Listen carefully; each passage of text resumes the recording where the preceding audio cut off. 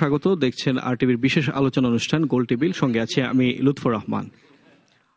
বিরতির আগে যেটা বলছিলেন আপনি, শাহবাগের অন্তরাত্মা কি বলছে? হ্যাঁ, আমি যেটা বলছিলাম, জনাব আন্দালিব রহমান পার্থ আলোচনার শুরুতেই বলছিলেন যে আমরা এই যে প্রতিবেদন দেখানো হয়েছে অল্প সময়ের মধ্যেই এই গোল টেবিল সেই রকম একটা পক্ষ বিপক্ষের জায়গা নিয়ে নিয়েছে। রাজনীতি কিন্তু শত্রু মিত্র নির্ধারণ। আপনি বিরতির আগে কিছু প্রশ্নের অবতারণা করেছিলেন, সেগুলো যদি উত্তর দেন খুব সংক্ষেপে একটু। না, আমি উত্তর দিচ্ছি। আমি বলছি রাজনীতি কিন্তু শত্রু মিত্র নির্ধারণ ছাড়া এগোবে না। রাজনীতি যখন আপনি নির্ধারণ করতে যাচ্ছেন তখন তার শত্রু এবং মিত্র নির্ধারিত হবে। ফলে পক্ষ বিপক্ষ হওয়া আবশ্যিকভাবে কোনো নেতিবাচক ব্যাপার নয়। ফলে আমরা যখন রাজনীতির প্রশ্ন নিয়ে আসছি, শাহবাগ যে রাজনীতির প্রশ্নটা নিয়ে আসছে যে 1971 সালে যে প্রতিশ্রুতি মানুষ রক্ত দিয়ে তৈরি করেছে, একটা রাষ্ট্র প্রতিষ্ঠা করেছে, সেই প্রতিশ্রুতি অনুযায়ী কি বাংলাদেশ চলবে, নাকি বাংলাদেশ তার উল্টো স্রোতে অথবা যেভাবে এখন চলছে সেভাবে চলবে? এখন শাহবাগের প্রতিশ্রুতিটা আজকে কিভাবে প্রতিফলিত হচ্ছে? 71 সালের ইতিহাসের মীমাংসা হয়নি। বাংলাদেশে কেন 42 বছর পরে এই আন্দোলন করতে হচ্ছে? 72 সালের সংবিধানই তো নির্ধারিত হওয়ার কথা ছিল যারা মুক্তিযুদ্ধের বিরোধিতা করেছে, গণহত্যার অংশ নিয়েছে, তাদের অবস্থান বাংলাদেশে কি হবে। 72 সালের সংবিধানই তো নির্ধারণ করা উচিত ছিল যে এই যুদ্ধাপরাধ যারা করেছে তাদের কি ব্যবস্থা বাংলাদেশে হবে। সেই কাজগুলো হয়নি বলেই, এবং পরবর্তীতে এই যুদ্ধাপরাধীদের শক্তি, একদিকে শাসক শ্রেণীর গণবিরোধী রাজনীতি, অন্যদিকে নানানভাবে তাদের আশ্রয় প্রশ্রয় পৃষ্ঠপোষকতা, মন্ত্রীর পতাকা পর্যন্ত দেওয়া, সেই সবকিছুর হাত ধরে কিন্তু আজকে এই গৃহযুদ্ধের হুমকি পর্যন্ত এসছে। কিন্তু এই হুমকি দেওয়া মাত্রই কি আমরা 71 সালকে ভুলে যাব? আমরা 71 সালে লক্ষ মানুষের যে প্রতিশ্রুতি সেটাকে ভুলে যাব? আমরা ভুলতে পারি না। অন্তত তরুণ প্রজন্ম আমাদেরকে আশাবাদী করেছেন যে তারা এটা ভুলছেন না, এবং ওই ইতিহাসের মীমাংসা দিয়ে শুরু করতে হবে। যেহেতু বাংলাদেশ 42 বছর ধরে ওই প্রতিশ্রুতি রক্ষা করতে পারেনি, কাল শুরু করতে হবে ইতিহাস থেকে, 71 সাল থেকেই।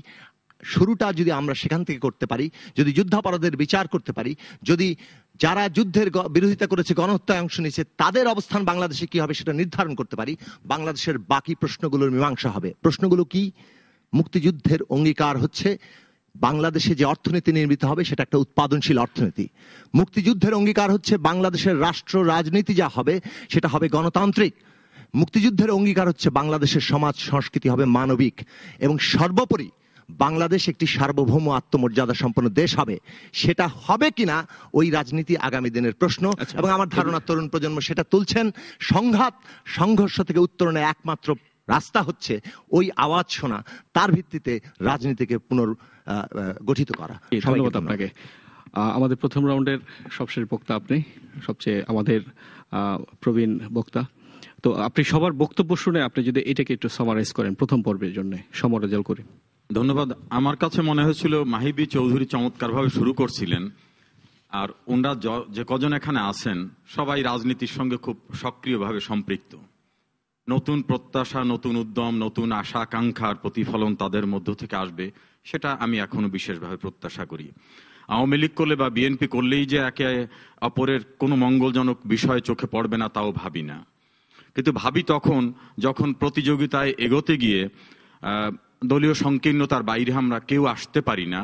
এরকম অবস্থাটা যখন হয় তখনই আমরা ব্যথিত হই। আপনার যে আলোচ্য বিষয়টি, সেই বিষয়টির ছিল যে সংঘাত সহিংসতার যে সংকট, তার থেকে উত্তরণের বিষয়। সেই ক্ষেত্রে আমি আইন অঙ্গনের মানুষ হিসাবে আমি বলবো, সাম্প্রতিক যে সংঘাত সহিংসতা তা কিন্তু শুরু হয়েছে আইন মানব না এমন একটি প্রত্যয় থেকে। অর্থাৎ আমাদের দেশের সংবিধান অনুযায়ী একটি আদালত হয়েছে যেটাকে ট্রাইব্যুনাল বলে। এই ট্রাইব্যুনাল নিয়মানুগভাবে একটা বিচার প্রক্রিয়া চলছে। সেই বিচার প্রক্রিয়ায় একটি রায় হলো কাদের মোল্লার সাজা। এটার সঙ্গে অনেক মানুষ একমত হলেন না, তাদের দাবি যে সাজাটা যথার্থ হয়নি। এরকম দাবি মানুষের থাকতে পারে, বাদী পক্ষের দাবি একরকম থাকবে, আসামি পক্ষের দাবি একরকম থাকবে। সেই দাবি চলমান অবস্থায় আর একটি মামলায়, মাওলানা দেলোয়ার হোসেন সাঈদীর মামলায় মৃত্যুদণ্ডাদেশ হলো। এই মামলায় কিন্তু আমাদের মনে রাখতে হবে তাদের সর্বোচ্চ পর্যায়ের আইনজীবী তারা এই মামলাকে কন্ডাক্ট করেছেন। মামলা রায়ের বিরুদ্ধে যখন রায় হলো, সাংবাদিকরা জিজ্ঞেস করলেন যে আপনাদের পরবর্তী কর্মসূচি কি। ওনারা বললেন যে আমরা অ্যাপিলেট ডিভিশনে যাব, সেখানে আমরা ন্যায় বিচার পাবো, আমরা প্রত্যাশী। তাহলে লিগ্যাল প্রসেসে তারা ছিলেন, এটা তাদের অফিসিয়াল স্টেটমেন্ট। কিন্তু বাস্তবতা হলো কি, লিগ্যাল প্রসেসকে ধ্বংস করে দেওয়ার জন্য তারা বাইরে ভয়ঙ্কর নৈরাজ্য তাণ্ডব লীলা সৃষ্টি করলো। এবং তারা স্ট্রেট তাদের পূর্বের থেকে যে কথাটা ছিল যে যদি কোনো রকম সাজা দেয়া হয় তাহলে গৃহযুদ্ধ মুখোমুখি তারা করবে, এবং সত্যি সত্যি রায়ের পরে তারা সে কাজটি করলো। এই কথাটা এই কারণেই বললাম যে তাহলে তো আর আইনের শাসন, আইনানুগ ব্যবস্থা, আদালত মানলাম না। সে কারণেই বলছি যে সাম্প্রতিক যে সংকট, এই সংকটটা সৃষ্টি হয়েছে কিন্তু আদালত মানব না, আইন মানব না, ভেঙে দিতে হবে এই চিন্তা চেতনা থেকে। সেই জন্য বলছি যে আওয়ামী লীগের এখানে দুজন সম্মানিত সংসদ সদস্য আছেন, জাতীয়তাবাদী দলের দুজন সংসদ সদস্য আছেন, সাবেক সংসদ সদস্য মাহিবি চৌধুরী সবসময় একটা ভিন্ন চিন্তা চেতনা রাখেন, তারাও আছেন। তাদের কাছ থেকে প্রত্যাশা করি যে ওনারা সবাই কিন্তু আইন প্রণেতা, ওনারা আইন বানাবেন, সেই আইন অনুযায়ী বিচার চলবে। আমি ভালো লাগলো না, বললাম যে আদালত মানি না, ভেঙে দিতে হবে, ভাঙচুর করব, খুন খারাপি করব, পুলিশ মারবো বা অন্যদেরকে মারবো, সেটা হতে পারে না। আজকে তো বিএনপির অনেক নেতাকর্মীর বিরুদ্ধে অনেক মামলা হয়েছে, রিয়ালিটি যেটা সেটা বলতে হবে। সেই মামলায় তারা কিন্তু একবারও মিছিল দিয়ে বলেননি যে এই আদালত মানি না, আইন মানি না, সব ভেঙে দিতে হবে, এমন কথা তারা বলেননি।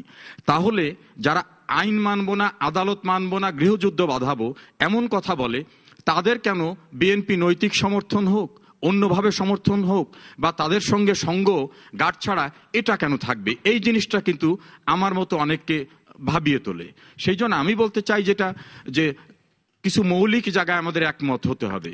গণতন্ত্রের কথা যদি বলেন তাহলে আইনের শাসন, আইনের আমাদের সঙ্গে একজন দর্শক যোগ দিয়েছেন, তার প্রশ্নটি নিয়ে আমরা আলোচনা ফিরছি। জি দর্শক, আপনি কি আমাদের সঙ্গে আছেন?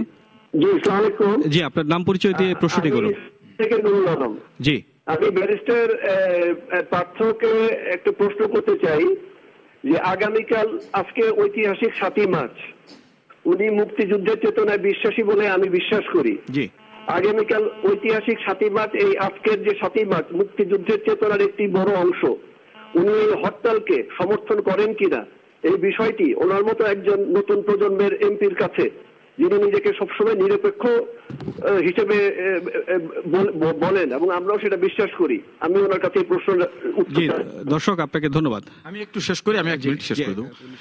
আমি যে কথাটা আমার বিনয়ের সঙ্গে আমি আবেদন জানাতে চাই এখানে যারা আছেন তাদের কাছে, যে যারা উগ্র চিন্তা চেতনা পোষণ করেন, যারা আইন মানতেন চান না, যারা একসঙ্গে 63টি জেলায় বোমা বিস্ফোরণ ঘটান, যারা বলেন যে আমরা এই মানুষ সৃষ্ট আইন মানি না, যারা মানুষ মেনে টাঙিয়ে রাখতে চান, তাদের যদি ধারাবাহিকভাবে আমরা 71 থেকে শুরু করে এ পর্যন্ত দেখি, একই সূত্রে গ্রথিত যারা স্বাভাবিক বিচার কার্যক্রম এবং প্রক্রিয়ায় বিশ্বাস করেন না, তাদের যদি আমরা প্রশ্রয় না দিই, তাহলে এই যে সাম্প্রতিক সময়ের সংকট, এই জাতীয় সংকট কিন্তু সৃষ্টি হয় না, আইনানুগ প্রক্রিয়ার মধ্য দিয়ে হবে।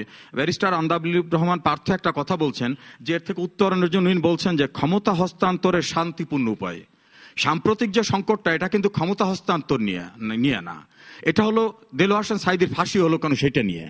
আর একটা জিনিস আমি একটু অ্যাড করতে চাই, এনি যেটা বলছেন সেই বিষয়টা, কিছু কিছু জায়গায় আমাদের গণহত্যার যে বিষয়টা উনি বলছেন, আমাদের শহীদুদ্দিন চৌধুরী এনি ঢাকা বিশ্ববিদ্যালয়ের এবং ছাত্রদলের কেন্দ্রীয় নেতা ছিলেন। গণহত্যার কিন্তু একটা সংজ্ঞা আছে, এটা আইনানুগভাবে আছে, ইন্টারন্যাশনালি আছে, বিভিন্ন রোম স্ট্যাটিউটে আছে, জেনেভা কনভেনশনে আছে। সাম্প্রতিক সময়ের ঘটনাকে আমরা বলতে পারি যে অনেকগুলো মানুষ মারা গেছে, এটা দুঃখজনক বলতে পারেন, বর্বরচিত বলেন, যে ভাষায় বলুন, এটাকে গণহত্যা বললে সাংবিধানিকভাবে, আবিধানিকভাবে, আন্তর্জাতিকভাবে গণহত্যা যেটাকে বলে সেইটাকে বিদ্রূপ করা হবে।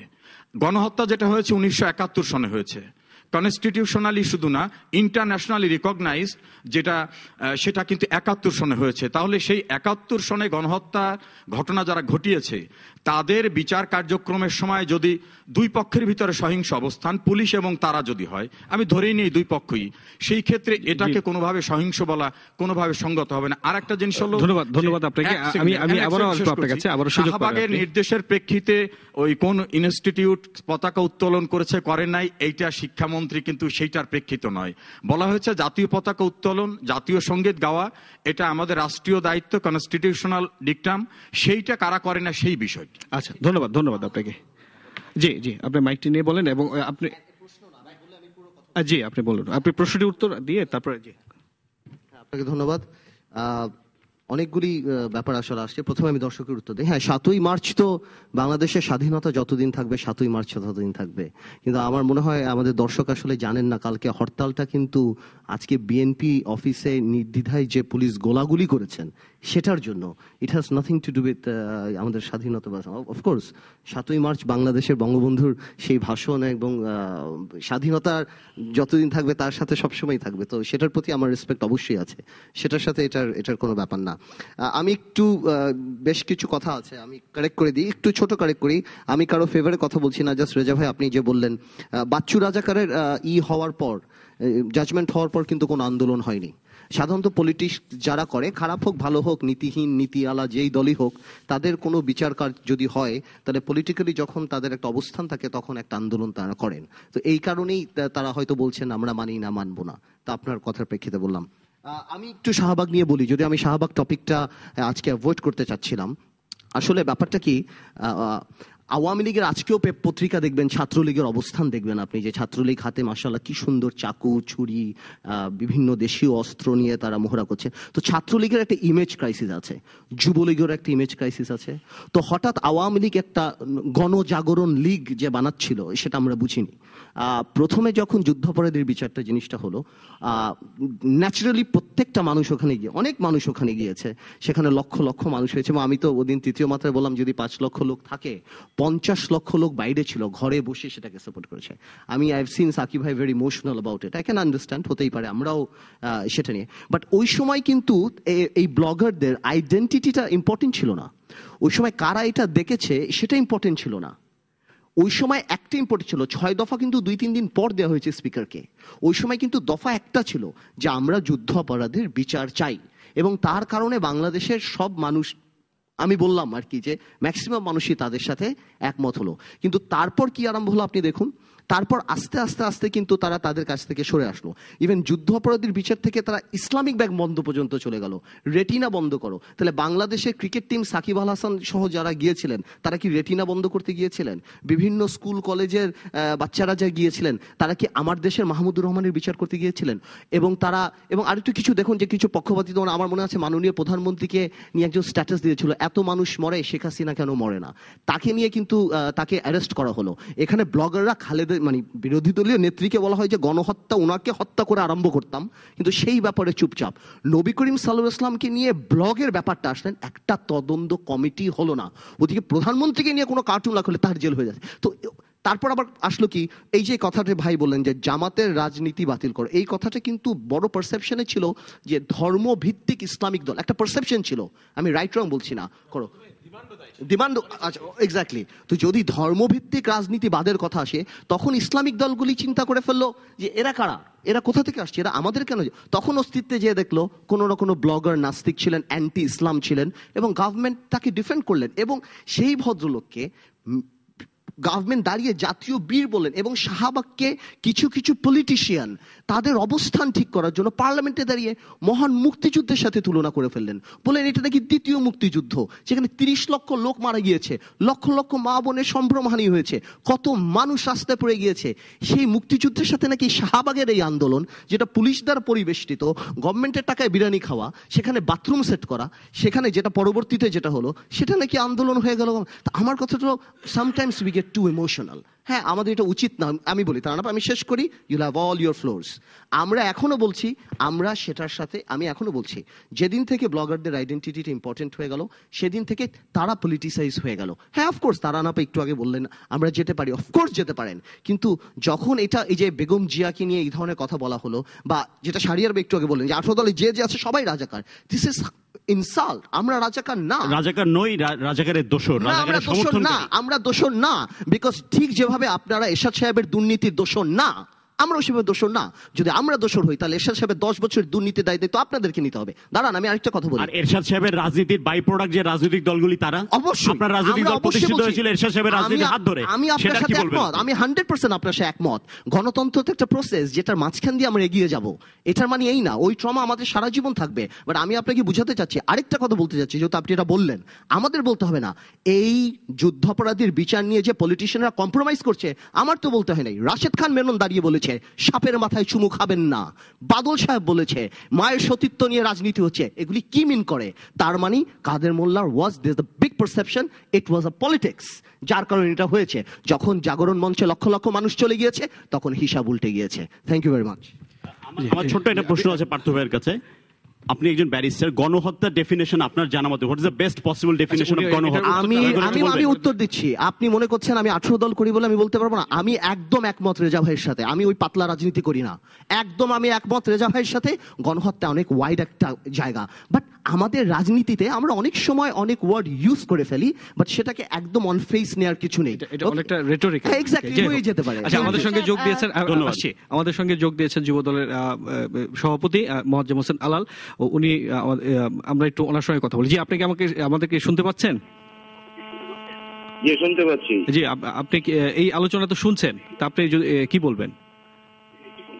আমি প্রথম থেকেই শুনছি। আমার কয়েকটি প্রশ্ন, আমি খুব অল্প সময়ে সেগুলো কয়েকজন প্রশ্নকর্তার কাছে করতে চাই।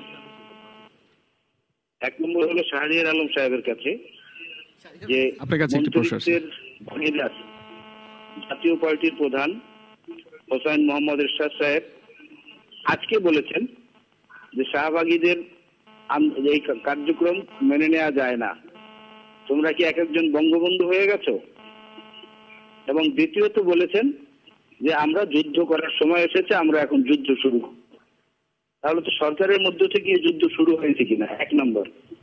আর দ্বিতীয় হচ্ছে তারানা হালিমের কাছে আমার বিনীত প্রশ্ন, আমি মনোযোগ দিয়ে শুনেছি, সবারটাই শুনেছি। স্কাইপে সংলাপে বিচারপতি নিজামুল হক নাসিম আহমেদ জিয়াউদ্দিনের সঙ্গে কথোপকথনে বলেছেন যে দেলোয়ার হোসেন সাইদির মামলাটি টোটালি একটি গ্রাম্য সালিশ দরবারের মতো, এটাকে জাজমেন্ট বুঝে শুনে দিতে হবে। সেখানে সাইদি সাহেবের কিন্তু মৃত্যুদণ্ড দেওয়া হয়ে গেল।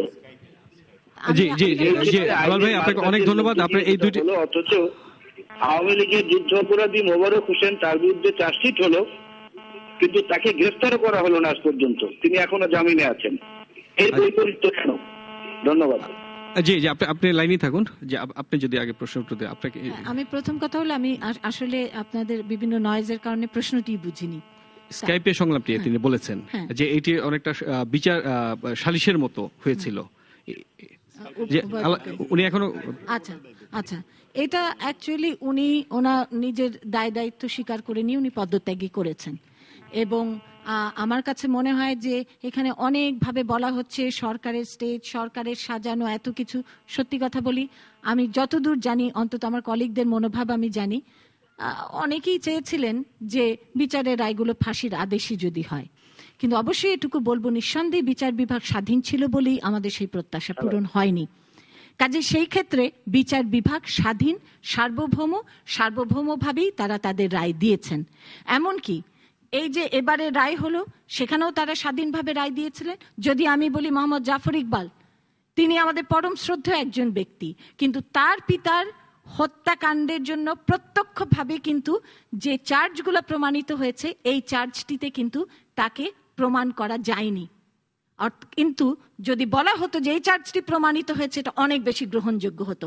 আমি এই কারণে কথাটি বলছি যে বিচার বিভাগ স্বাধীনভাবে তার কাজ করেছে। আমি ছোট্ট একটি, এখানে আমাকে একটু সময় দিতে হবে। জি, ওইটা আসলে প্রত্যাশা ছিল, কিন্তু ওখানে কিন্তু আসলে ওই জাফর ইকবাল সাহেব সাক্ষী দিতেই যান নাই, সেই জন্য এবার আমরা ওই বিষয়টা আনলে মনে হয় আবারও আদালতের রায় নিয়ে কথাবার্তা উঠবে। আমি সেই জন্য বলছি না, কিন্তু আমি বলছি যে এটা আপনি জিজ্ঞেস করেন প্রত্যেক সংসদ সদস্যকে, বা আমাদের কি চাওয়া ছিল, আমরা কি চেয়েছিলাম। আমরা we have not influence the court, এটাকে আমি এমফাসিস দিতে চাই, এবং এটাকে আমি মনে করতে চাই যে সরকারের একটি কৃতিত্ব। বিচারের স্বচ্ছতার কথা বলেছেন, আপিলের প্রভিশন আছে, শুধু সেটা নয়, কতজন সাক্ষী সেখানে উপস্থাপন করেছে, কত জেরা সেখানে হয়েছে। আপনি এবার যে আচ্ছা, বিষয়টি এবং আমি যেটা আপনাদের বলছি, দেখুন যে নুরেমবার্গ আন্তর্জাতিক বিচারালয়ে শেষ অধিবেশনে 10 জনের ফাঁসি হয়েছে, শাস্তি হয়েছে। শীর্ষ যুদ্ধাপরাধী Hermann Goering, von Ribbentrop, Alfred Rosenberg, William ফেব্রিক, জাপানের লজিং হত্যাকাণ্ডের বিচার হয়েছে। এমনকি এই যে আমরা যদি একদম শেষেই যাই, যে একটা ফান্ড হয়েছে সাইমন উইজেন্টাল, সেই ফান্ড দিয়ে যুদ্ধাপরাধীদের, দ্বিতীয় বিশ্বযুদ্ধের এই সময় কারা যুদ্ধাপরাধী করেছে তাদের বার করে শাস্তি যাওয়ার জন্য এই ফান্ডটা ইউজ করা হয়।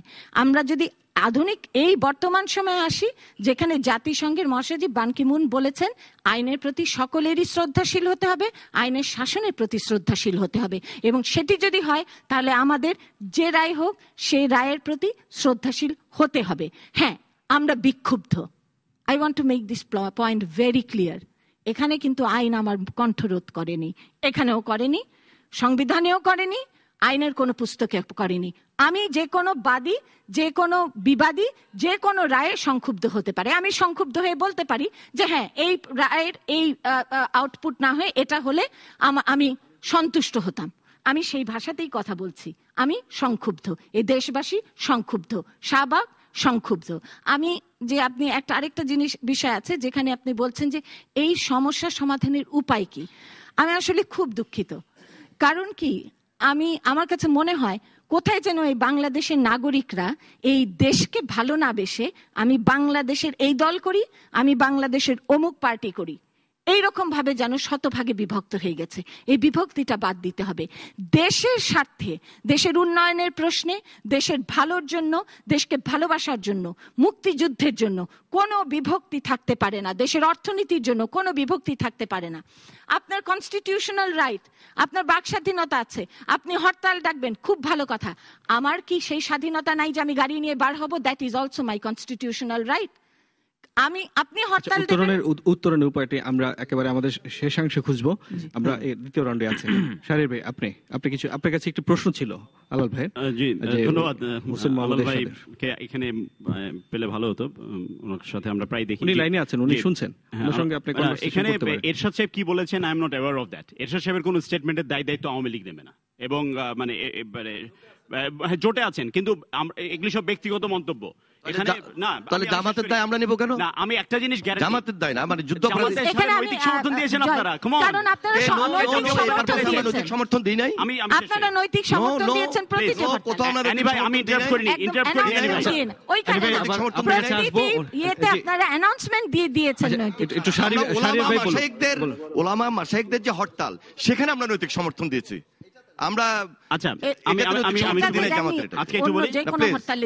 জামাত এরশাদ সাহেব কোনোভাবেই শাহবাগের তরুণ প্রজন্মকে, নতুন প্রজন্মকে শাহবাগী বলতে পারেন না। শাহবাগী শব্দটি আমার দেশের মাহমুদুর রহমানের সৃষ্টি করা শব্দ, কটাক্ষ করে তৈরি করা শব্দ শাহবাগী।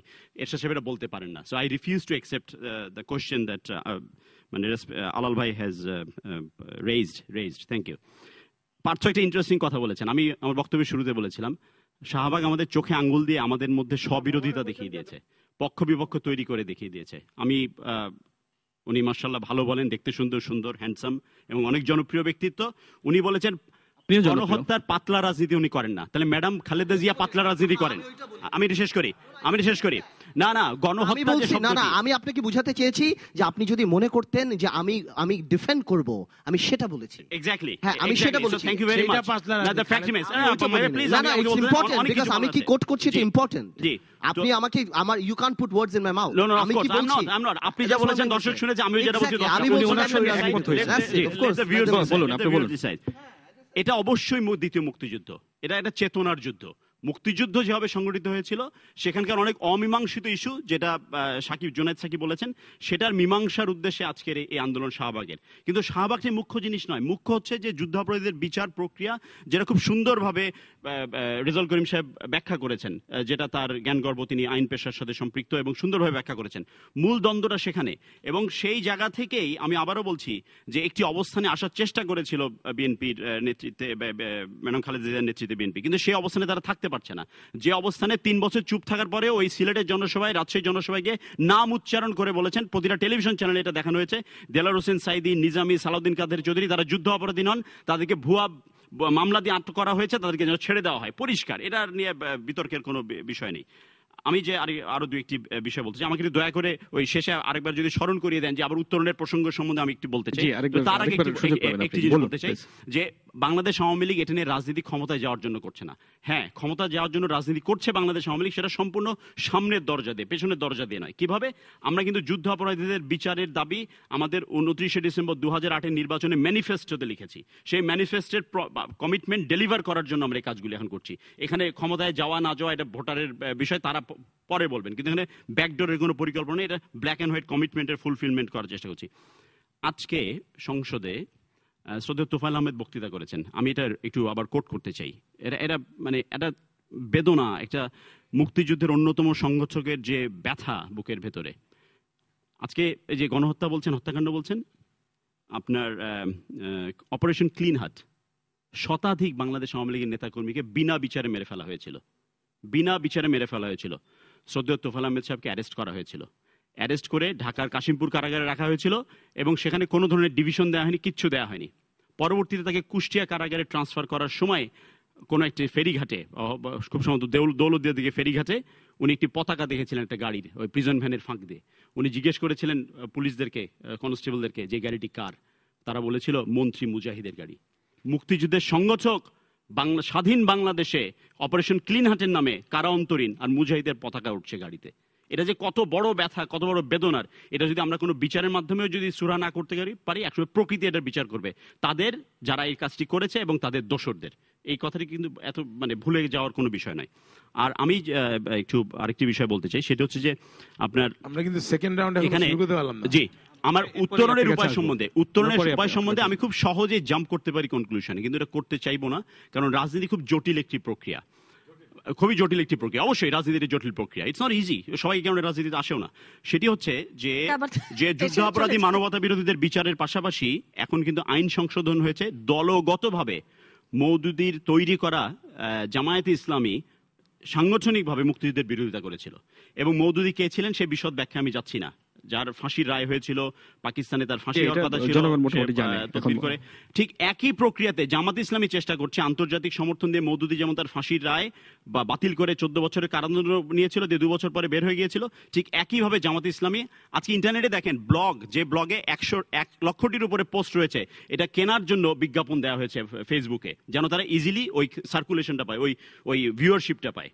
তো সেই জায়গা থেকে আমি বলবো যে তারা যে পন্থা অবলম্বন করছে, এই পন্থা আমাদেরকে দলমত নির্বিশেষে, এটা আমি আশা করব যেন হয়, কিন্তু এটা হওয়ার নয়। এই যে বললাম রাজনীতি খুব জটিল একটি প্রক্রিয়া। জাতীয়তাবাদী দলকে তাদের অবস্থান থেকে সরে আসতে হবে। জাতীয়তাবাদী দলকে আপনার কাছে যাবো, তবে আলাল ভাই এখনো আমাদের সঙ্গে লাইনে আছে, ওনার যদি আরো কারো কাছে কোনো প্রশ্ন থাকে আপনি করতে পারেন। প্রশ্ন মানে আবার প্রশ্ন উত্তর প্রশ্নটি মাহি ভাইকে করলে ভালো হয়, যেহেতু এখন কুমিল্লার সুযোগটা কেন তার বিরুদ্ধে যুদ্ধ অপরাধের অভিযোগে চার্জশিট দেওয়ার পরেও তিনি এখনো মুক্ত হওয়ায় ঘুরে বেড়াচ্ছেন কিভাবে, এবং মুক্তিযুদ্ধের সংগঠক জয়দেবপুরে প্রথম প্রতিরোধকারী বিএনপির জাতীয় স্থায়ী কমিটির সদস্য নজরুল ইসলাম খানকে আজকে গুলি করে তিনি এখন পুলিশের, এটা কি তোফায়েল আহমেদের পতাকা দেখে আহত হওয়ার চেয়ে অনেক বেশি মাত্রার না? ধন্যবাদ। জি, ধন্যবাদ আপনাকে। আপনি যদি বলেন প্রশ্নটা কিন্তু আসলে আমরা পরে আসবো, উনি আবার উত্তর দিবেন, আপনি অন্য সময় উত্তর দিবেন। আচ্ছা, আমি আসি একটু, আমার মনে হয় আমি তারানাপা একটা কথা বলেছেন, আমরা that should be the spirit today, যে আমরা সবসময় দলের কথা চিন্তা না করে, ব্যক্তির কথা চিন্তা না করে, আমাদের দেশ আগে আমাদের সবচেয়ে সামনে আসলে এগিয়ে আসা উচিত। এবং এই যে ঐক্যের জায়গাটা, যে বাংলাদেশের তরুণ প্রজন্মের এই গণজাগরণের মাধ্যমে আসলে কিন্তু বাংলাদেশের মানুষ যে ঐক্যবদ্ধ, সেই জিনিসটা কিন্তু বোঝা গেছে তরুণদের মাধ্যমে। দেশের মানুষ আসলে ঐক্যবদ্ধ। এখানে শাহরিয়ার ভাই একটা কথা সত্যি সত্যি বেদনা হতে হয়েছে, দুঃখ পেয়েছি, যে ওনাদের রাজনীতিটা ওই তরুণদের উপর দিয়ে চাপিয়ে দেওয়ার চেষ্টা করছেন। প্লিজ, এখানে let's make it very clear, এখানে পক্ষ অনেকগুলো হয়ে গেছে আজকে। আওয়ামী লীগ অথবা সরকারি দল, এরশাদ সাহেব সহ মহাজোট, অন্যদিকে বিএনপি এবং 18 দলীয় জোট আলাদা পক্ষ, অন্যদিকে শাহবাগের চেতনা বাংলাদেশের তরুণ প্রজন্ম আরেকটা পক্ষ, আর শাহবাগের মঞ্চ আলাদা পক্ষ। Make it separate, if you put it together. আপনার রাজনৈতিক কারণে, এবং ওনার বক্তব্যে সেটা বোঝা যাচ্ছে, উনি স্পষ্টভাবে যেটা বললেন সেটা বাংলাদেশের তরুণ প্রজন্মের প্রজন্ম চেতনা পুরো পরিপূর্ণভাবে প্রত্যাখ্যান করবে বলে বিশ্বাস করি যদি বাংলাদেশের ভবিষ্যৎ থাকে। উনি বললেন যে শাহবাগ থেকে দুটো জিনিসের পাশাপাশি তৃতীয় আরেকটি জিনিস প্রমাণ পেয়েছে, যে যারা এই যুদ্ধাপরাধীদের দোষের 18 দলীয় জোট কোট আনকোট করে বলেছেন, দ্যাট ইজ ওয়ান পক্ষ আর সারা বাংলাদেশ আরেক পক্ষ, চেতনার বাইরে। এইভাবে যদি বাংলাদেশের তরুণ প্রজন্ম শাহবাগে বাংলাদেশকে বিভক্ত করবার জন্য নামে নাই, সেটা আপনাদের রাজনীতি হতে পারে, বাংলাদেশের তরুণ প্রজন্মের রাজনীতি। তাহলে ম্যাডাম খালেদা জিয়া যখন বলছেন এখানে ডেস্টিনি আনতে হবে, শেয়ার মার্কেট আনতে হবে, তত্ত্বাবধায়কের বিল আনতে হবে, সেটা পক্ষ করা নয়। আমি আমার অবস্থান অবশ্যই বলবো। শাহরিয়ার ভাই, আমি আপনি অবশ্যই বলবেন। আমি বেগম খালেদা জিয়ার বক্তব্য ডিফেন্ড করতে এখানে আসি নাই, সেটার দায়িত্ব অ্যানি ভাইয়ের আছে, তাদের আছে, তারা করবেন। হ্যাঁ, বাট আমার বক্তব্য সেটা না। বেগম খালেদা জিয়া কি বলেছেন, তার বক্তব্যের মধ্যে খুব ভুল হচ্ছে, সেটা আপনার ধরা এক জিনিস। আর তরুণ প্রজন্মের ঘাড়ে বন্দুক রেখে আপনি আপনার রাজনীতির গুলি চালাবেন, যে শাহবাগের তরুণ প্রজন্ম বাংলাদেশকে দুইটা ভাগে ভাগ করে দিছে, একদিকে আপনারা মুক্তিযুদ্ধের চেতনার আর বাকি সব রাজাকার। That is not correct. Please, ওই কাদের সিদ্দিকীও বঙ্গ রাজাকার, ইট ইজ নট কারেক্ট। আপনারা দয়া করে বাংলাদেশের তরুণ প্রজন্মের কাঁধে বন্দুক রেখে আর গুলি চালায়েন না। রাজনীতির জায়গায় তরুণ প্রজন্ম কোনো রাজনীতি নিয়ে শাহবাগের মঞ্চে নামে নাই।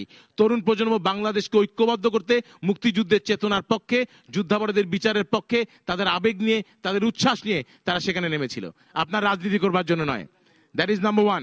নাম্বার টু, আজকে শাহরিয়ার ভাই, আপনি একজন তরুণ প্রজন্মের প্রতিনিধিত্ব করেন বয়সে।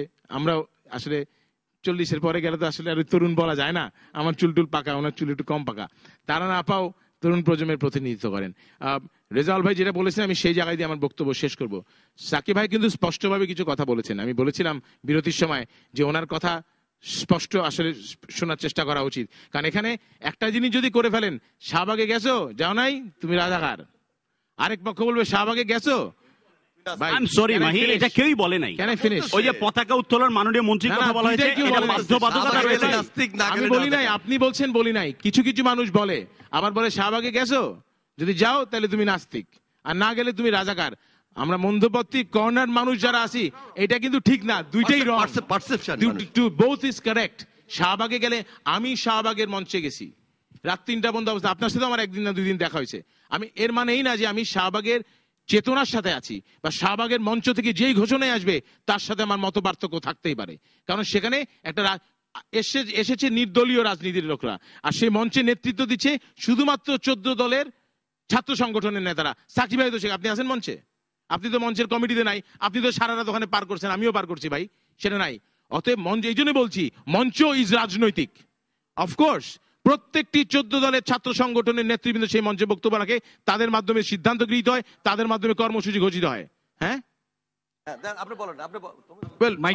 দলের বাইরে 1-2 জন থাকতে পারে, দ্যাটস ডিফারেন্ট। কিন্তু আমিও কিন্তু সেখানে গিয়েছি, আমি দেখেছি সেখানে ডক্টর কামাল হোসেনও গিয়েছে, সেখানে বদরুদ্দোজা চৌধুরী গিয়েছে, সেখানে ইসলামী ছাত্র সেনা গিয়েছে। তারা আওয়ামী লীগের জন্য যায় নাই। আমরা মনের থেকে বিশ্বাস করেছি বাংলাদেশের তরুণ প্রজন্ম বিএনপি আওয়ামী লীগ চিন্তা করে সেখানে যায় নাই। ওখানে অনেক মানুষ দেখেছি যারা শহীদ জিয়ার ভক্ত, এখনো যায়। হ্যাঁ, না এখন যায় না, যে ডিফারেন্ট থিং। আমি প্রথম দিকের কথা বলছি। অতএব শাহবাগের চেতনার সাথে আপনার রাজনীতিকে দয়া করে সম্পৃক্ত করে বাংলাদেশের তরুণ প্রজন্মে 2013 সালের এই চেতনাটাকে নস্যাৎ করবার চেষ্টা করবেন। আমি এটার উত্তর দেব, আমি যদি সময় নাম্বার 2, আপনি স্পষ্টভাবে বলেছেন, আমি আপনার সাথে 100% একমত। জামাতে ইসলামী তাণ্ডবের রাজনীতি চালাচ্ছে, কোনো সন্দেহ নাই। আমি রেজাউল ভাইয়ের সাথে সম্পূর্ণ একমত। জামাতে ইসলামী এই আইন মানি না, আদালতই ভাঙতে হবে, that is absolutely goes against the state. There is no doubt about it. আপনি বলেছেন প্রকৌশলীর মৃত্যু, তারা কি জানতো যে এরা জামাতে ইসলামের লোক ছিল, তাকে যখন ধাক্কা দিয়ে হত্যা করা হলো? এরা কারা? এরা দুষ্কৃতিকারী, কারেক্ট? বা তরুণ প্রজন্ম বলে ওই বিশ্বজিৎকে যারা হত্যা করেছে ওরাও দুষ্কৃতিকারী। তরুণ প্রজন্ম মনে করে আজকের বাংলাদেশ প্রতিদিনে আওয়ামী লীগের মুক্তিযুদ্ধের চেতনা নিয়ে যেই সমস্ত ছাত্ররা হাতে চাপাতে নিয়ে দাঁড়িয়েছে তারাও দুষ্কৃতিকারী। তরুণ প্রজন্ম এই দুষ্কৃতির রাজনীতি থেকে মুক্তি চায়। আওয়ামী লীগ হোক, বিএনপি হোক, সবার কাছ থেকে মুক্তি। আমি ছাত্রদের কথা বলেছি, আমি আনিবেকে বলেছি। ধন্যবাদ মাহি ভাই, আমাদের থার্ড রাউন্ডের দিকে যেতে হবে। আমি রেজাউল ভাই একটা কথা, আমার মনে হয় ওই লোহার সোনার পাথর বাটি বলে কিন্তু কিছু নেই, হয় সোনার বাটি নাইলে পাথর বাটি। আমি এইটা মানবো ওইটা মানবো না, হবে না। ইউর কারেক্ট যে আইনের গতিতে চলতে হবে। আপনি রায় মানেন না, আপনি সুপ্রিম কোর্টে যান, আপনি অ্যাপিলেট ডিভিশনে যান, রাস্তাঘাটে আগুন জ্বালাবেন কেন? That is absolutely correct. আইনসম্মত পন্থায় যেতে হবে। আইনের বিরোধী, আইনের বাইরে যারা যাবে তারাই দুষ্কৃতিকারী। যদি আইন বহির্ভূত ভাবে হত্যাকাণ্ড চালানো হয়, শাহরিয়ার ভাইয়ের মতো একজন তরুণ এমপি অথবা তারানা আপা, আমাদের কাছ থেকে মানুষ কিন্তু প্রত্যাশা করে we have to call white spade is spade. আমি বলি, আমি বিএনপিকে সবসময় সমালোচনা করি, আপনাকে বলতে হবে যুদ্ধাপরাধীর বিচার চাই, ফুল স্টপ। আপনারা বলেন যুদ্ধাপরাধীর বিচার চাই কিন্তু, তবে হবে না। আপনাকেও বলতে হবে হত্যাকাণ্ড সমর্থন করি না, ফুল স্টপ, তবে কিন্তু নাই। বলতে আসেন না তার হাতে ঝাড়ু ছিল, তার হাতে লাঠি ছিল, তাকে গুলি করা। ধন্যবাদ ধন্যবাদ মাহি ভাই, আপনাকে অনেক ধন্যবাদ। এই হত্যাকাণ্ড সমর্থন করেন? তারানা আপা, আপনার কাছে জানতে চাই শাহরিয়ার ভাই, এটা আমরা শেষ রাউন্ডে জানবো, হত্যাকাণ্ড সমর্থন করেন কিনা। জি, এনিওয়ে থ্যাংক ইউ। আমি মাহিবি চৌধুরীর কথা দিয়েই বলছি, যুদ্ধাপরাধী সহযোগী বা মানবতা বিরোধী যে বিচার আজকে হচ্ছে, অবশ্যই আমরা এটা বিচার চাই, কিন্তু বলছি না, তবেও বলছি না। স্বচ্ছ বিচার চাই, প্রহসনের বিচার চাই না। ফুল স্টপ দিয়েছেন, বিচার চাই, ফুল স্টপ। Full stop. দলীয় বিবৃতি অন্য কথা বলা। Please no no no no no. ধন্যবাদ ধন্যবাদ ধন্যবাদ। বলার সুযোগ দিই আমরা। এনিওয়ে, এই বক্তব্য ক্লিয়ার। প্রহসনের বিচার চাই না, ক্ষমতায় থাকার জন্য, ক্ষমতায় যাওয়ার জন্য বিচার চাই না, ভেরি ক্লিয়ার। বিচার নিয়ে রাজনীতি চাই না। আমি একটু শাহরিয়ার সাহেব আপনাকে বলছি যে আপনি বললেন যে মুজাহিদ সাহেবের কথা। মুজাহিদ সাহেব পতাকা উড়াইছে, পতাকা কি সর্বপ্রথম বিএনপি মুজাহিদ সাহেবের গাড়িতে দিছে? না। কেন ভুল করছেন? নুরু মাওলানা সরিষা বাড়ির আপনাদের ধর্মমন্ত্রী ছিলেন, পতাকা উড়ে নাই? আপনি জানেন না, সে সময় হয়তো রাজনীতির সময় আপনার ধারণা নাই। শাহ আজিজুর রহমান, মশিউর রহমান জাদু মিয়া, কত সালে সেটি হয়েছিল? ঠিক আছে, আপনি তো মুক্তিযুদ্ধের দল বলতেছেন, আপনি তো শহীদ রাষ্ট্রপতি জিয়াউর রহমান স্বাধীনতার ঘোষক মুক্তিযোদ্ধার দল বলতেছেন না। তো আপনি আরেকটা আসেন, বিচারপতি বদরুল হায়দার চৌধুরী যখন প্রেসিডেন্ট নির্বাচনে প্রার্থী হলেন, কেন সে সময় গোলাম আজমের সঙ্গে সেখানে বৈঠক হলো না? কদমবুসি হয় নাই? সেগুলা কি আপনি ভুলে যাবেন? সেগুলা ভুলার জিনিস নয়, বাংলাদেশের মানুষ তো সেটা ভুলতে পারে না। আজকে যে কথাগুলো আপনারা নিয়ে আসতেছেন, আপনাকে কিন্তু সেগুলো আগে ক্লিয়ার করতে হবে জাতির কাছে। আজকে জামাতের বা যুদ্ধাপরাধী নিয়ে যারা ক্ষমা চাওয়ার জন্য বলছেন, তারা ক্ষমা চাওয়া উচিত না, ক্ষমা চাওয়া উচিত কিন্তু আপনাদের, যারা সে সময়ে আপনার এদেরকে সহযোগিতা করেছে। আর বিচার বহির্ভূত হত্যার কথা বলছেন, বিচার বহির্ভূত হত্যা কি বন্ধ হয়েছে? বাড়ছে। তো সুতরাং থুতু না না, সিরাজ শিকদার কথা আছে, এরকম অনেক অনেক ট্যালেন্টেড কথা আছে। তো একেবারে তো এগুলা উড়ে দেওয়া যায় না। আর আপনি নির্বাচনী ইস্তেহারে আপনারা বলছেন যে আপনারা যুদ্ধ অপরাধীদের বিচার করবেন বা তাদের সহযোগীদের বিচার করবেন, ফাইন। একবারের জন্য কি পার্লামেন্টে আমরা যখন গিয়েছি ফার্স্ট টাইম, আপনার কাছে আরো একজন দর্শকের প্রশ্ন আছে, বিরোধী দল হিসাবে আমাদের সঙ্গে সেটা আপনার কাছে আরো একজন দর্শকের প্রশ্ন আছে, না এসে আপনি কি করলেন? ভাই আমার সময় প্রশ্নটা নিয়ে নিই, তাহলে আপনার আলোচনার সুবিধা হবে। যে দর্শক, আপনার নাম পরিচয় দিয়ে দ্রুত প্রশ্নটি করুন। জি, আমি আবে হায়াত বলছি, রংপুর থেকে। জি জি, আমার প্রশ্নটা হচ্ছে, আনি ভাই এইমাত্র বললেন যে বিএনপি সমর্থন করে যে যুদ্ধাপরাধীদের বিচার চায়, এবং ওনারা অনেক কিন্তু তবে এগুলি লাগায় বলে, কিন্তু আমরা কি এটা বুঝতে পারবো যে আগামী বার যদি বিএনপি সরকার ক্ষমতায় যায়, তাহলে এই বিচারটা ওনারা কন্টিনিউ করবে? ওনারা সাধারণ মানুষকে। ধন্যবাদ। আমরা অলরেডি বলেছি মানবতা বিরোধী সকল হত্যাকাণ্ডের বিচার করবো, এবং খুব স্পষ্ট ভাবে বলেছি, আমাদের জনসভা থেকে বলেছি। এর চেয়ে তো আর বেশি ক্লিয়ার করার কোন প্রয়োজন পড়ে না। এবং আজকে সরকারের এই যে অনেকে প্রশ্ন করছেন যে সরকারের মধ্যে যদি কোনো যুদ্ধ অপরাধীদের সহযোগী থাকে, তাহলে তাদেরও বিচার করতে হবে। আচ্ছা, ধন্যবাদ। পাশাপাশি আমি যে কথাটা বলছি, হ্যাঁ আমি বলছি যে কথাটা, যে কথা আমি বলছি যে আপনাদের নির্বাচনী ইস্তেহারে আপনারা যুদ্ধ অপরাধী সহযোগীদের বিচার প্রসঙ্গ নিয়ে এসেছেন। তো পার্লামেন্টে 92-3 আমাদের সঙ্গে যে ঐক্যমতটা হলো, সেটা তো পরবর্তীতে সেই ঐক্যমত আপনারা স্থাপন রাখেন নাই পার্লামেন্টে। কিন্তু আমরা তখন যুদ্ধাপরাধী সহযোগীদের বিচারের জন্য আমরা ঐক্যমত পোষণ করেছি, কিন্তু আপনারা কিন্তু সেখান থেকে সরে গিয়ে আপনার 96-এ তাদেরকে আবার কিন্তু আপনাদের আন্দোলনের সাথী করলেন, প্লিজ। কিন্তু এবার আপনারা নিয়ে এসেছেন আপনাদের ইস্তেহারে, তাহলে সেটার জন্য তো আপনারা আমাদের পার্লামেন্টে কোনো আলোচনা করেন নাই। আমাদের সঙ্গে বসা দরকার ছিল, আলোচনা করতেন, তখন দেখতেন যে এটা নিয়ে একটা জাতীয় ঐক্যমত গড়ে তুলে সেই বিচার প্রক্রিয়াটা হয় কি হয় না, সেটার জন্য তো এখন পর্যন্ত কোন জাতীয় ঐক্যমত গড়ার কোন সুযোগ।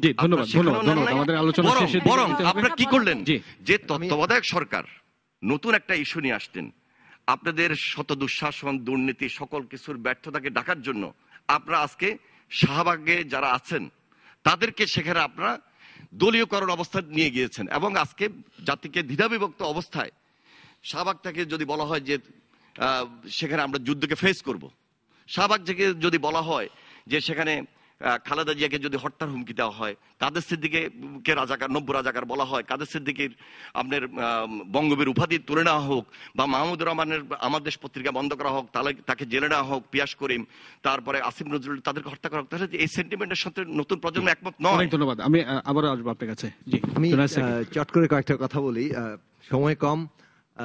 জনাব আন্দালিব রহমান পার্থ যেভাবে আবেগ নিয়ে কথা বললেন, সম্ভবত তিনি আবেগকে খুব জরুরি মনে করেন না। আমার মনে হয় রাজনীতিতে, কেন শুধু রাজনীতির জন্য না, সাধারণভাবে আবেগ অত্যন্ত গুরুত্বপূর্ণ ঘটনা, এবং মানুষ যখন ঐক্যবদ্ধ হয় আবেগ দিয়েই প্রথমত ঐক্যবদ্ধ হয়, মাথা পরে আসে। তো শাহবাগ আবেগ নিয়ে ঐক্যবদ্ধ হয়েছে এবং এটাই মানুষের ঐক্যবদ্ধ হওয়ার প্রাথমিক সূত্র। শাহবাগে মাথা ঐক্যবদ্ধ হবে। এবং জরুরি যে প্রশ্নটা, আপনারা যখন পক্ষ বিপক্ষ নিয়ে আলোচনা করেন অনেক সত্য বেরিয়ে যায়, মানে পরস্পর সম্পর্কে অনেক সত্য কথা বলে দেন, ফলে আমাদের অনেক কথা বলতে হয় না, সেটা আপনারা ইতিমধ্যে বলে দিয়েছেন। আমি কয়েকটা ছোট বিষয় বলতে চাই। শাহবাগের দলীয়করণের প্রশ্ন উঠছে। আচ্ছা, প্রথম দেখুন, জামাত ইসলামী নিজেও কিন্তু এটা দলীয়করণ করতে চাচ্ছে, যুদ্ধাপরাধীদের বিচার বানচাল করার মধ্য দিয়ে। অর্থাৎ এটা যদি বানচাল করা যায় তাহলে তাদের দলের সুবিধা। বিএনপি কিন্তু বলেছে যে হ্যাঁ, এই আন্দোলনের আমরা স্বাগত জানাই, তবে একটা লিস্ট দিয়ে দিয়েছে যে এই ইস্যুগুলো এখানে তুলতে হবে। তাহলে এটা যদি তোলা হয় তাহলে বিএনপির দিক থেকে দলীয়করণ হয়। আমি শেষ করে আমার কথা, এই আন্দোলনকে স্বাগত জানা নাই, আমরা বলছি তরুণ প্রজন্মের উচ্ছ্বাসকে স্বাগত, সাধুবাদ জানাই। আন্দোলনকে স্বাগত জানা নাই, আবার বলছেন যুদ্ধাপরাধীদের বিচার আপনারা চান, তাহলে একটু কন্ট্রাডিক্টরি হচ্ছে। যাই হোক, আমার কথাটা আমি শেষ করি। এখানে যদি আমরা যারা ধরেন গণতান্ত্রিক প্রগতিশীল রাজনীতি করি, আমরাও যখন এই শাহবাগ থেকে আরো মুক্তিযুদ্ধের প্রতিশ্রুতি চাই, আমরাও কিন্তু এক অর্থে দলীয়করণ করতেছি। আবারও বলুন, সরকার যদি এই দাবিকে সমর্থন করে এগিয়ে আসে, আমরা কি দাবি ছেড়ে দিব যে সরকার দাবি সমর্থন করছে, অতএব এই দাবি তো কিছুতেই আর আমাদের হতে পারে না? এটা একেবারেই ভুল প্রেমিস। দাবিটা যা উঠেছে, কে সমর্থন করছে আর কে করছে না, এটা তাদের সামনে একটা ওপেন বিষয় হিসেবে আছে। যারা সমর্থন করতে এগিয়ে আসছেন তারা তাদের অবস্থান নির্ণয় করছেন। সরকার যদি মনে করে যে এই তাদের নিয়ন্ত্রিত কাঠামোর মধ্যেই এটাকে রেখে দিবেন এবং তাদের যে ভোটের রাজনৈতিক হিসেব অঙ্ক, এর মধ্যেই এই আন্দোলনের পরিধিকে তারা সীমায়িত করবেন, আমার মনে হয় তরুণ প্রজন্ম থেকে তারা বিচ্ছিন্ন হয়ে পড়বেন। কাজেই দলীয়করণের প্রশ্নটা আপনার দেখতে হবে যে শাহবাগ যে মুক্তিযুদ্ধের আকাঙ্ক্ষাটা তুলেছে, সেই আকাঙ্ক্ষার জায়গাটাকে প্রত্যেকটা দল নিজেদেরকে নতুন করে পুনর্সজ্জিত করে সেই আকাঙ্ক্ষার পথে হাঁটছেন কিনা। শাহবাগ কিন্তু এই কথা বারবার বলছে যে 42 বছর ধরে সেই পথে হাঁটেননি। এই জায়গাটা আমাদের কাছে গুরুত্বপূর্ণ। প্রত্যেকটা দলকে পুনঃসজ্জিত হওয়ার প্রশ্ন আছে, না হতে পারলে ইতিহাসে আপনারা আস্থা করে যাবেন। জি জি, ধন্যবাদ। আমি একটা প্রশ্ন, সেটা হচ্ছে যে নাস্তিকতা ইসলাম, এই যে একটা মানে বিপরীত তৈরি করা হচ্ছে, এবং শাহবাগের মানে একজন ব্লগারের নামে আপনারা অনেক কিছু ছাড়ছেন। আমরা কিন্তু রাষ্ট্রের ধারা ছাড়া হয়েছে, এটা প্রচারিত হয়েছে, সেটা ফেক অ্যাকাউন্ট তৈরি করা হয়েছে, তার নামে অনেক কিছু ছাপানো হয়েছে। একটু সংক্ষেপ করতে হবে, আমাদেরকে শেষে দিকে যেতে হবে। প্রশ্নটা কিন্তু মানে ইয়ে করা দরকার, আপনি একটু সময় দিন। প্রথমত, যখন একটা আন্দোলনে আপনি অস্বস্তি বোধ করছেন, তখন আপনি একে লেবেলাইজ করছেন এবং এটার বিপরীতে আপনি চাঁদে মানুষের ছবি দিয়ে রাজনৈতিক সুবিধা তুলতে চাইছেন। বাংলাদেশের রাজনীতি টিকবে না, এটা আমরা পরিষ্কার করে বলতে পারি। আপাত যদি সুবিধাও হয়, চাঁদে মানুষের ছবি দিয়ে আপনি মানুষকে যদি কিছুটাও উদ্দীপ্ত করতে পারেন, দীর্ঘমেয়াদে এটা টিকবে না। বক্তব্যটা হচ্ছে ইসলাম বাংলাদেশে কিভাবে রাজনীতিকৃত হয়েছে। 47 সালের পাকিস্তান থেকে যখন পূর্ব বাংলার মানুষ আলাদা হয়েছেন, পূর্ব বাংলার মানুষ পাকিস্তানকে সমর্থন করেছিল, এটা খেয়াল রাখতে হবে। কিন্তু 47 সালে যখন ইসলাম মানে পূর্ব বাংলার মানুষ পাকিস্তান থেকে বিচ্ছিন্ন হওয়া শুরু করেছে, নিজের পরিচয় ভাষা সংস্কৃতির মধ্যে আবিষ্কার করতে শুরু করেছে, তারা কিন্তু ধর্ম ছাড়েনি, ইসলাম ছাড়েনি। আমি শেষ করে কথা তো বলতে দিতে হবে একটু প্লিজ। সেটা হচ্ছে আমি শেষ করি, সময় দিতে হবে, ধর্ম উত্তরণের উপায়টি করতে হবে। আপনি দেখবেন ইতিহাস ঘাটলে ঐতিহাসিকরা দেখিয়েছেন 54 সালের নির্বাচনে পূর্ব বাংলার মানুষ ঘোষণা করেছেন যে পশ্চিম পাকিস্তানিদের চাইতে তারা অনেক বেশি খাঁটি মুসলমান। অতএব আপনাকে দেখতে হবে যে পাকিস্তান রাষ্ট্রটা যেটা সাম্প্রদায়িক রাষ্ট্রের চরিত্র ছিল, উচ্চবর্গীয় মুসলমানদের স্বার্থ রক্ষার জন্য মূলত, কিন্তু তারা বলেছিল সবার স্বার্থ রক্ষা করবে, পূর্ব বাংলার মানুষের আপনার স্বার্থ কাছে রক্ষা করেনি। আমার কথাটা শেষ শেষবারের করতে মতো দেন। আরো একবার আসবো। না, একটু শেষ করতে দেন। সেটা হচ্ছে যে তাহলে তারা যখনই পূর্ব বাংলার মানুষ পাকিস্তান থেকে বের হচ্ছিল তখনও বলেছিল তারা ইসলাম গেল, কিন্তু 71 সাল পর্যন্ত সেটা চলেছে। বাংলাদেশে কিন্তু ইসলাম যায়নি, 42 বছরে এবারও ইসলাম যাবে না। যায়নি। এটা আমরা ফলে একটা সবাই জানি, বড় আসলে ইসলাম যাওয়ার বিষয় পার্থক্য না। আছে। এটা রাজনীতিকে আপনি যেভাবে এই যে ধর্মকে ব্যবহার করে আপনি মানুষকে নিজের পক্ষে টানতে চাইছেন, বাংলাদেশের মানুষ ইসলাম পরিত্যাগ, ধর্ম পরিত্যাগ না করে রাষ্ট্রকে, ধর্ম অনেকগুলো আছে, রাষ্ট্র একটাই, কাজে রাষ্ট্র কিভাবে সকল নাগরিকের হয়ে ওঠে সেই প্রশ্নটা তুলছে। ধর্ম অনেক পরিত্যাগ না ধন্যবাদ, করে অনেক ধন্যবাদ। সেই সম্মানের লড়াইটা দরকার। গুরুত্বপূর্ণ। আমি যে সংক্ষেপে বিষয়টি- বলতে হবে। না, আমি যে বিষয়টি লক্ষ্য করেছি, গণজাগরণ মঞ্চ বা শাহবাগের যে চেতনা, সেই চেতনাকে আমরা যদি দৃষ্টিকোণ ভিন্ন করে দেখি তাহলে অর্থটা ভিন্ন হয়। এক গ্লাস পানির গ্লাসে অর্ধেকটা থাকলে আমি যদি বারবার বলতে চাই অর্ধেকটা গ্লাস খালি, আর তারানা হালিম যদি বলেন যে না, বিষয়টা হলো অর্ধেকটা গ্লাস পরিপূর্ণ, এভাবে যদি আমার দৃঢ় অবস্থান রেখে বিতর্ক সৃষ্টির চেষ্টা করি, সেটা ভিন্ন জিনিস হয়ে দাঁড়াবে। শাহবাগের যারা আছেন তাদের যে পায়াস উইশটা, এটা নিয়ে কারো কোনো বিতর্ক ছিল না। আমি ডিটারমাইন্ড করে বলতে পারি, প্রথম দিকে কিন্তু বিএনপি নেতৃবৃন্দ বলছিলেন যে তাদের সেন্টিমেন্টের সঙ্গে আমরা একমত। পরবর্তীতে বিএনপি বলছিলেন যে তবে তারা যেন তত্ত্বাবধায়ক সরকারের ব্যবস্থাটাকেও তারা আন্দোলনের ভিতরে নিয়ে আসে। আপনি দেখবেন ধারাবাহিকভাবে জামাত এবং তাদের যে তাণ্ডব লীলা, এটা নিয়ে আমাদের শ্রদ্ধেয় প্রবীণ রাজনীতিবিদ বদরুদ্দোজা চৌধুরী যখন ডেপুটি লিডার ছিলেন পার্লামেন্টে, সেই সময়ে মেজর শাহজাহান ওমর, মেজর হাফিজ থেকে অন্যান্যদের যে বক্তৃতার লিস্টটা আমার কাছে বইটা আছে, তারা বলছিলেন যে এই সহিংস হিংস্র দানবদেরকে রাজনীতির থেকে নিবৃত্ত না করলে সুন্দর বাংলাদেশের যে স্বপ্ন ছিল 30 লক্ষ মানুষের, সেই স্বপ্ন বাস্তবায়িত হবে না। শাহবাগে আপনি দেখুন, ডক্টর কামাল হোসেন গেছেন, এ নিয়ে বিতর্ক হয়নি। বদরুদ্দোজা চৌধুরী গেছেন, বিতর্ক হয়নি। সারা বাংলাদেশের সবচেয়ে বড় যে ঈদের অনুষ্ঠানটা হয়, শোলাকিয়ার ইমাম সাহেব তিনি গেছিলেন, তা নিয়ে বিতর্ক হয়নি। এখন যদি সংশয়ে, যেটা এনি বলছেন যে তাদেরকে কেউ কেউ বলছে কান যাওয়া ঠিক না, আবার আমি কিন্তু নিজে দেখেছি যে অনেকে ওই ডায়াসের পিছনে মুখ খুলতে পারে।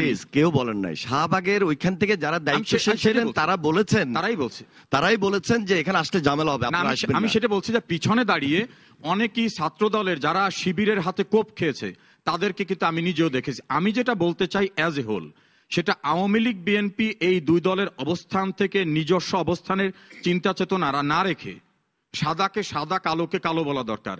কারণ এনি ভাই, আপনারা যারাই এমপি হয়েছেন, 30 লক্ষ মানুষ রক্ত না দিলে বাংলাদেশ স্বাধীন না হলে আপনি, শাহরিয়ার, তারানা হালিম বা আন্দালিব রহমান পার্থ কেউ এমপি হতেন কিনা আমি সংশয়ে। আজকের রাজনীতিতে মাহিবি চৌধুরীর যে অবস্থান, সেটা হতো কিনা, আমার মতো লোক, সাকির মতো লোক হতো কিনা। 30 লক্ষ মানুষকে যারা খুন করেছে, মা বোনের ইজ্জত নিয়েছে, তাদের বিচার কার্যক্রমটাকে যতদিন ঝুলিয়ে রাখবে, আমি একটা কথা খুব স্পষ্টভাবে বলি, সেটা হলো একটি অপরাধের বিচার হলে আর একটি অপরাধ নিরুৎসাহিত হয়। যখনই একটি অপরাধের বিচার হবে না, ধরে নিন 1972 সালে দালাল আইনে যাদেরকে সাজা দেওয়া হলো, 1975 সনের 31শে ডিসেম্বর সকলকে জেলখানার থেকে ছেড়ে দেওয়া হলো। ওই কিন্তু অপরাধীরা, সাজাপ্রাপ্ত অপরাধীরা বাইরে আসার সুযোগ পেল। বঙ্গবন্ধুকে হত্যার পর ইন্ডেমনিটি অর্ডিন্যান্স জারি করে, আমি 1 সেকেন্ড শেষ করছি, ইন্ডেমনিটি অর্ডিন্যান্স জারি করে খুনিদের বিচার করা যাবে না আইন করা হলো। তারপরে কিন্তু দুর্ভাগ্যজনক হলো সত্য, রাষ্ট্রপতি জিয়াউর রহমান নৃশংস হত্যাকাণ্ডের শিকার হলেন, তাহের সাহেব হত্যাকাণ্ডের শিকার হলেন, মোশাররফ সাহেব হলেন। আমি বলছি যে একটা হত্যাকাণ্ড বা একটা অপরাধের বিচার করলে অন্য অপরাধীরা কিন্তু মনে করে যে অপরাধ করে ছাড় পাওয়া যাবে না। এজন্যই কিন্তু সভ্যতার তাগিদে, কলঙ্ক লেপনের তাগিদে, মানবতার তাগিদে, আইনের শাসন প্রতিষ্ঠার তাগিদে যুদ্ধ অপরাধীদের বিচারে কোনো জোট, চিন্তা চেতনা সবকিছু বন্ধ করে আমি মনে করি এদেশে ক্ষমতায় থাকবে মুক্তিযুদ্ধের পক্ষের দল, বিরোধী দল থাকবে মুক্তিযুদ্ধের। ধন্যবাদ, অনেক ধন্যবাদ। বিষয়টাকে আমরা একেবারেই আলোচনা শেষ পর্যায়ে চলে এসেছি। তো এখন হচ্ছে আমাদের উপসংহারের পালা। বাম দিক থেকে শুরু করবেন, 1 মিনিট করে পাবেন সবাই। উত্তরণের উপায়, এই অবস্থা থেকে উত্তরণের উপায়টা সবাই 1 মিনিট করে। উত্তরণের একমাত্র উপায়, আমি আবার তারানা আপার দিকে যাচ্ছি, উনি যেটা বলেছেন, দেশকে আগে আনতে হবে, দলীয় সংকীর্ণতার ঊর্ধ্বে উঠতে হবে এবং ঐক্যবদ্ধ করতে হবে জাতিকে। জাতি অলরেডি ঐক্যবদ্ধ মুক্তিযুদ্ধের চেতনায়, কিন্তু আমাদের রাজনীতির কারণে আমরা হয়তো জাতিটাকে বিভক্ত করে রেখেছি। যেভাবে ওই যে সাহেব ভাই যে 40% লোককে আলাদা করে দিতে যাচ্ছেন যুদ্ধের মাঝারে, সেরকম না। আসলে জাতি আসলে ঐক্যবদ্ধ। এই ঐক্যবদ্ধ জাতিকে রাজনৈতিকভাবে ন্যূনতম কর্মসূচির বিরুদ্ধে আমাদেরকে ঐক্যবদ্ধ হতে হবে, যেটা সাকিব ভাই যেটা বলেছেন যে এই শাহবাগের অথবা আমি বলি তরুণ প্রজন্মের যে চেতনা, এই চেতনার মূল জায়গাটাই কিন্তু সাকিব ভাই বারবার আজকে আলোচনায় আনবার চেষ্টা করেছেন। যে আমরা ধরে নিচ্ছি কাদের মোল্লার ফাঁসি হয়ে গেল, সাইদির ফাঁসি হয়ে গেল, সবার ফাঁসি হয়ে গেল, মুক্তিযুদ্ধের চেতনা বাস্তবায়ন হলো? হয়নি। ধরলাম জামাত শিবির সবাই নিষিদ্ধ হয়ে গেল, মুক্তিযুদ্ধের চেতনার বাস্তবায়ন হলো না।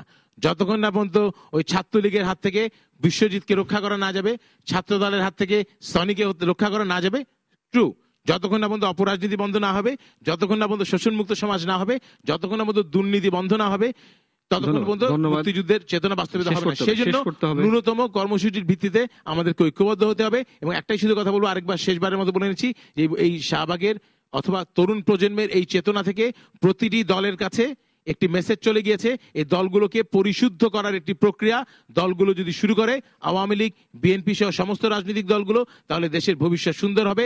আর যদি সেটা শুরু না করে, তাহলে শাহবাগের এই তরুণ প্রজন্মের চত্বর থেকে শেষ পর্যন্ত কাদের বিরুদ্ধে যুদ্ধ ঘোষণা হয় সেটা সময় বলে দেবে। জি, ধন্যবাদ। আমার একটা প্রস্তাবনা আছে। প্রস্তাবনাটা হলো এরকম যে আমাদের কিন্তু সময় একেবারে সংক্ষিপ্ত সময় করছি। আমাদের বিরোধী দলীয় নেতা ইতিমধ্যে ওনার সংবাদ সম্মেলনে বলেছেন আজকে দেশে একটা জাতীয় ঐক্যমত গঠন করতে হবে এই যুদ্ধ অপরাধীদের বা তাদের সংশ্লিষ্ট সহযোগীদের বিচারের প্রক্রিয়ায়। তাহলে সেখানে অবশ্যই তার আগে মাননীয় প্রধানমন্ত্রী পদত্যাগ করতে হবে, প্রেসিডেন্টের কাছে উনি ক্ষমতা হস্তান্তর করবেন, একটা লেভেল প্লেয়িং ফিল্ড হবে, এবং সেখানে সকল রাজনৈতিক দলের আলাপ আলোচনার পরিপ্রেক্ষিতে জাতীয় ঐক্যমত সৃষ্টি হবে। যুদ্ধ অপরাধী কারা, সেখানে দলমত নির্বিশেষে যারা যুদ্ধ অপরাধীদের সহযোগী তারা বাংলাদেশের রাজনীতিতে আসবেন না, রাজনীতি করতে পারবেন না, তাদের বিচার প্রক্রিয়া স্বচ্ছ হবে। এবং তত্ত্বাবধায়ক সরকার নির্বাচন জন্য যারা দায়িত্ব নেবেন রাজনৈতিক আলাপ আলোচনার ভিত্তিতে, সেখানে তত্ত্বাবধায়ক সরকার প্রধান হবেন এবং সেখানে অন্যান্য দায়িত্বশীল লোক থাকবেন, এবং সেখানে একটা সঠিক সুন্দর নির্বাচন বাংলাদেশে অনুষ্ঠিত হবে। তাহলে আমি মনে করি জাতি এই সহিংসতা এবং যুদ্ধের হাত থেকে রক্ষা পাবে। চেষ্টা করবো আপনাকে দিয়ে।